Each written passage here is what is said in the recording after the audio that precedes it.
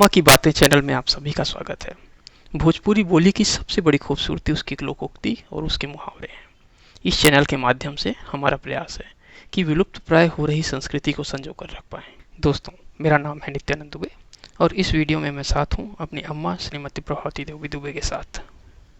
कहा गया है कि आधी रात के खांसी आवे सजवे से मुंह बावे। अच्छा। कहने का मतलब ये है कि किसी आदमी को मतलब अभी तो ठीक ठाक है, हाँ। लेकिन भविष्य की चिंता को लेकर वो रात दिन परेशान रहता है। ठीक बात है। वो सोचता है आगे मेरा क्या होगा, आगे मेरा क्या होगा, मैं कैसे करूँगा।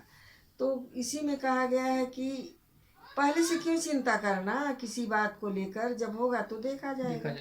हैं?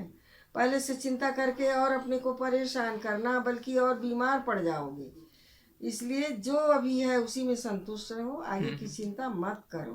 ठीक बात। इसी को कहते हैं कि आधी रात के खोखी आवे सजवे से मुंह बावे। मतलब जो खांसी है किसी आदमी को रोज रात को आती है, आधी रात के बाद आती है। हाँ। लेकिन वो शाम से ही परेशान होकर बैठा है कि अरे खांसी तो आधी रात को आएगी, लेकिन अभी अपनी शाम खराब कर ले रहा है। हाँ, वो शाम से मुंह बाग बैठा है कि चल खांसी आएगी तो पहले से ही मुंह तो बाहर है। सही बात।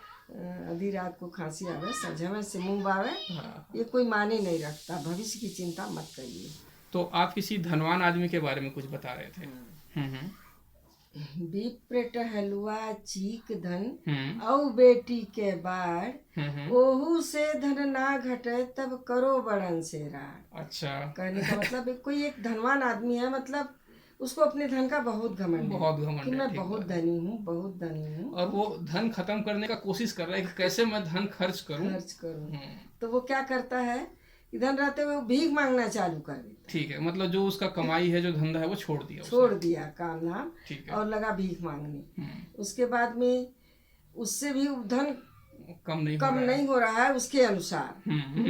काम धाम तो छोड़ दिया, ठीक है। तो भीख मांग रहा है। तो जब काम धाम नहीं करेगा तो धन तो अपने आप घटेगा। और उसके बाद सोचा चलो अब ना कुछ तो बकरी का धंधा किया जाए, बकरी बेचा जाए। हाँ।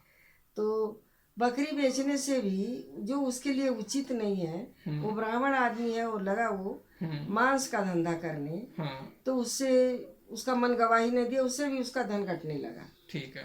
वो लेकिन फिर भी धंधा उसको शोभा नहीं दे रही थी और वो उसमें सक्षम नहीं था। ठीक है। तो विप्र टहलुआ चीक धन। अच्छा। इसके बाद जब उसका वो सोचा अरे मेरा धन तो नहीं घट रहा है, कम हो ही नहीं रहा है। उसको अपने मन से ज्यादा धनी था। तो लोग बोले एक काम कर, तुम्हारी 4 लड़कियां हैं, चारों का शादी ब्याह करो, उससे तो तुम्हारा धन घट ही जाएगा, तुम कंगाल हो ही जाओगे, तुम्हारी मनसा जो है पूरी हो जाएगी। तो वो 4 लड़कियों का शादी ब्याह किया। उस पर भी उसको घमंड था, अरे अभी तो मेरे पास बहुत धन है। तो लोगों ने उसको सलाह दिया एक काम कर, जब तेरा घट नहीं रहा है धन, तो तुम अपने से बड़े से तुम झगड़ा मोल ले लो। ठीक है।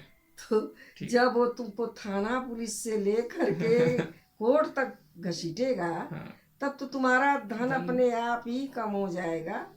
उसकी फिक्र मत करो।